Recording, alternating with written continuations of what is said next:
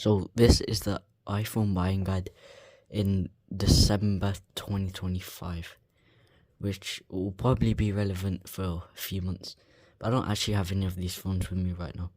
I'm just holding this one, I don't know why.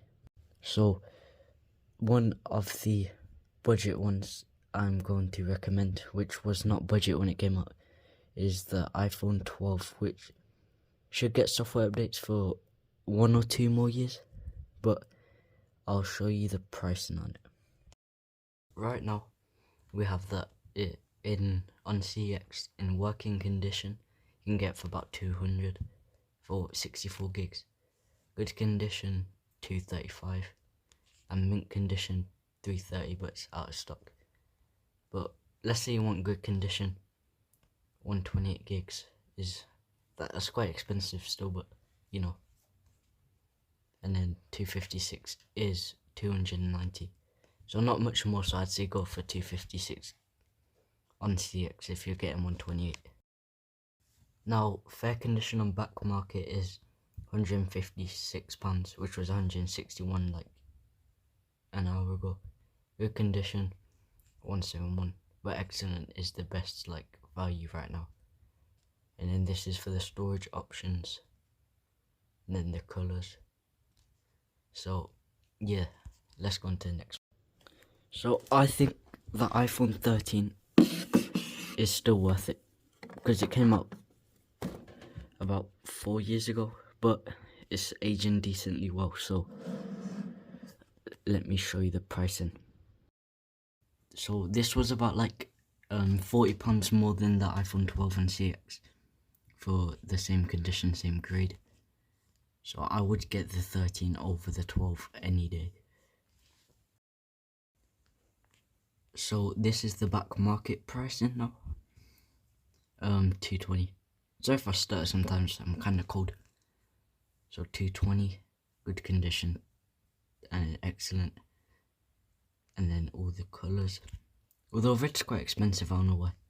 Like 350, and then the cheapest is blue, 250.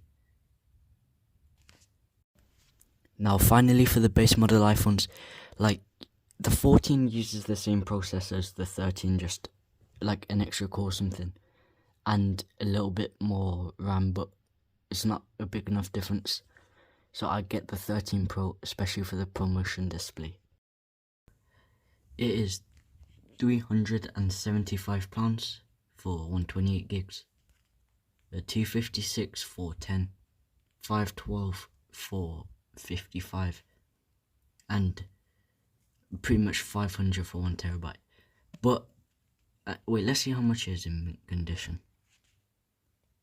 For 1 terabyte is really expensive, but now we have it here on the back market. So 200, well, you guys can read it, 274. And for fair, good, excellent seems the best value right now. And then, you know, if you want 256 gigs, which I think is enough for most people, it's about, or you can get Alpine Green for. I mean, I like the graphite. I think it looks better, but only problem with, like, if you can get the 14 Pro because of Dynamic Island. I'm sure the iPhone 14 Pro's a bit more expensive on CX, but you know.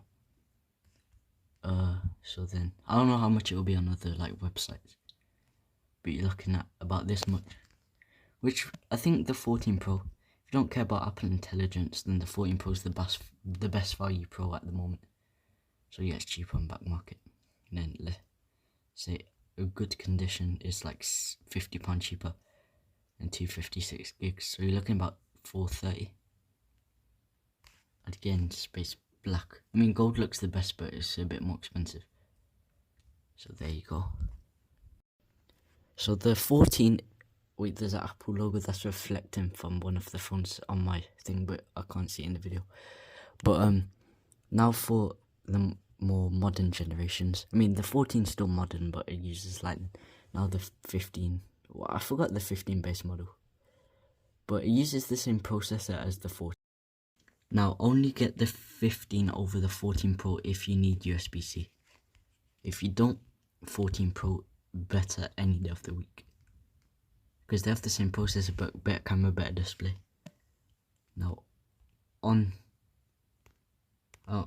here it is. So we've got about 400. Let's see which condition is like the best value. Probably excellent. And then 256 is about 500. It's about 80 less for 128 gigs. And now the iPhone 15 Pro, which is the iPhone I bought. I mean, I'm not using it right now because I had to send it back because there was, like, the seller, it had too many scratches on the screen. But they're gonna repair it or replace it, and I'll let you guys know how that goes. But anyway, let's find the exact one I bought. So it was £3 less when I bought, but wait, no, that's the wrong one. There, £4 less then. So this is the one I bought. As described, screen's supposed to be flawless, but you know, I'd say micro scratches, a few of them are fine, but like mine had a few deep scratches, but they're gonna sort out for me. But yeah, this has Apple Intelligence, amazing cameras, and from my experience of it, I really love that phone.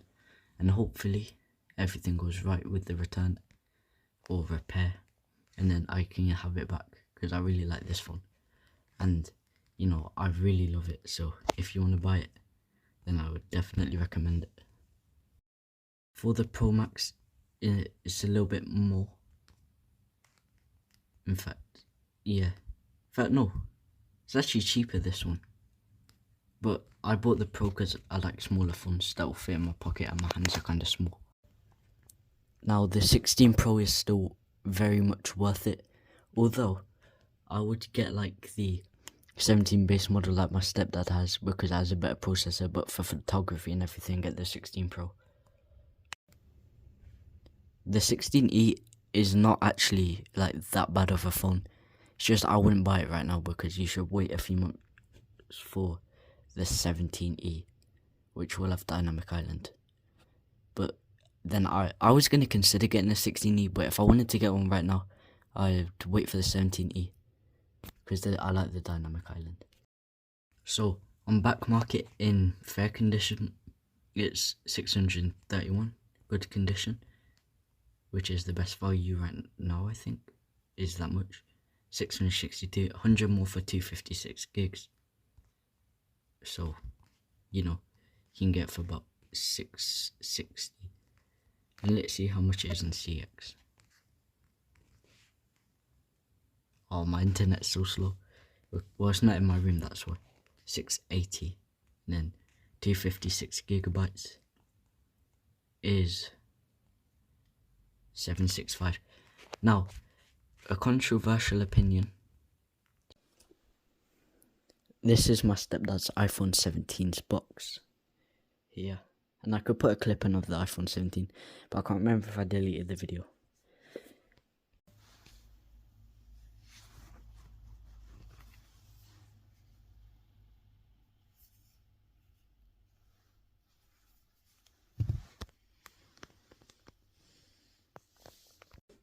Anyway, the iPhone 17 base model is very good as well because it has the promotion display from the Pros. But anyway, thank you for watching, guys. I wouldn't get any of the SEs now because, I mean, unless you like the home button, because my stepdad had it. Oh, look how dirty that is. Because my stepdad had an SE. Well, this is my stepdad's old phone as well, and he had the SE 2020, which he's going to give me. But unless you want a home button, I wouldn't buy any of them. And, you know, I keep shivering, you know, that's what my voice is going with. But next phone video, I can do Samsung buying guide, Pixel buying guide, how does the Moto G35 hold up in 2025. I could do a full day review next time I have a full day. I mean, I wonder how, this was my granddad's old one before we got the Pixel 8 Pro, not 8 Pro, that's my uncle's 6 Pro. But anyway, guys, thank you for watching, and I'll see you in the next video.